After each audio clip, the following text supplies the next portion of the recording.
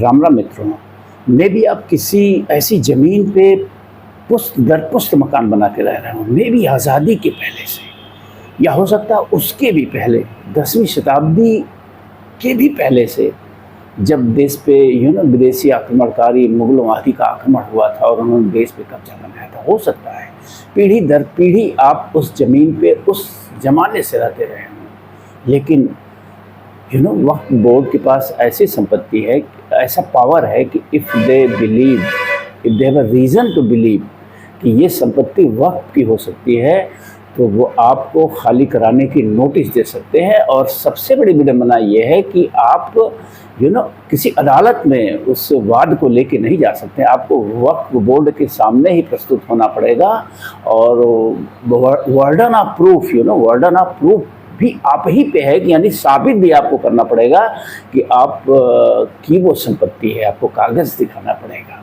वक्फ board को। हिंदुस्तान में हिंदू को वक्फ बोर्ड को कागज़ दिखाना पड़ेगा कि ये उसकी संपत्ति है। माय गुडनेस, ऐसा अजीबो-गरीब देश, ऐसे अजीबो-गरीब लोकतंत्र, ऐसे अजीबो-गरीब नेता आपने नहीं देखा होगा। सोचिए, ये वक्फ बोर्ड आया कब? ये वक्फ बोर्ड तो आक्रमणकारियों के साथ ही आया होगा, जिन्होंने आक्रमण करके पूरे देश पे कब्जा किया। वक्फ का मतलब है कि वक्फ कर देना, दान कर देना। तो जब मुगल शासक रहे होंगे तो उन्होंने संपत्तियों को दान कर दिया होगा कि ये क्षेत्र तुम्हारा, ये क्षेत्र, ये वक्त को, ये गांव वक्त को, जो मन में आया वो कर दिया होगा। आप पुश्तैनी बसे हुए हैं और अब आज़ादी के 75 साल बाद वक्त के पास इतना पावर कहाँ से आया, आप सोच रहे होंगे।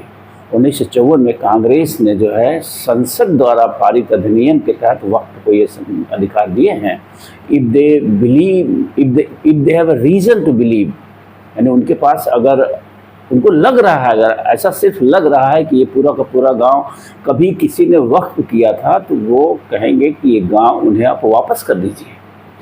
और आप उसके विरुद्ध भारत की अदालतों में भी नहीं जा सकते, भारत के न्यायालयों में भी नहीं जा सकते। आपको वक्फ के सामने जो है सर झुकाना पड़ेगा और आपको ही प्रमाणित भी करना पड़ेगा। वक्फ को बस लग रहा है कि ये गांव उसका है, वक्फ का है, तो वो कह देगा कि ये गांव उसका है और उसे प्रमाणित नहीं करना, उसे कोई पेपर नहीं दिखाना है कि ये गांव जो है वक्फ का है। तो माय गुडनेस, शर्म आती है। एक महामानव जिन्हें हम इसी नाम पे लगातार 10-12 साल से सत्ता में रखें, मैं उस महामानव से पूछना चाहता हूँ कि भाई और कितने दशक आप लेंगे? क्या आज़ादी के 75 साल बाद 75 साल और आप लेंगे इन सारी चीज़ों को दुरुस्त करने के लिए, जो नाइंसाफ़ी इस देश के हिंदुओं के साथ हुई है?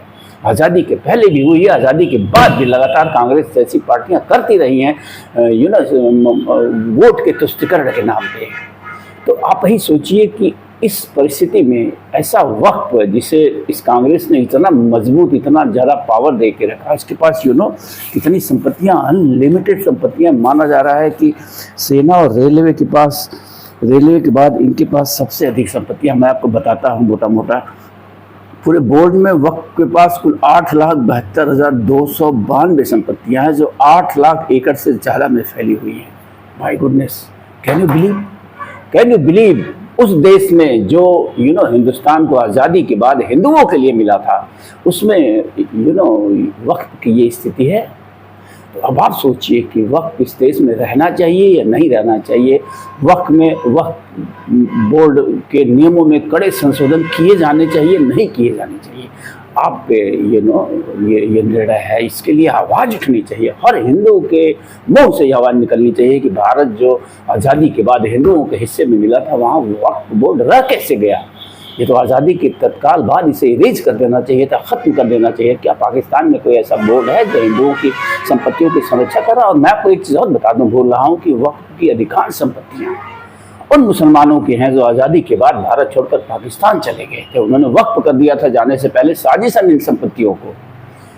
असल में भारत के संविधान के अनुसार ये शत्रु संपत्ति है और इसे सरकार को अधिग्रहित कर लेना चाहिए। लेकिन हमारी सरकार, माय गुडनेस, मैंने कहा ना, कैसी राजनीति, कैसे नेता, कैसा लोकतंत्र, बेशर्म, सब कुछ बेशर्मी की हद पार कर चुका और हद पार करता जा रहा है।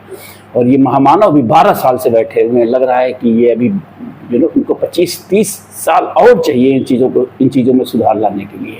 तो जनता को निर्णय करना पड़ेगा कि इस देश में वक्फ और मदरसे जैसे संस्थान रहेंगे या नहीं रहेंगे। निर्णय करिए, आवाज़ उठाना सीखिए, बोलना सीखिए।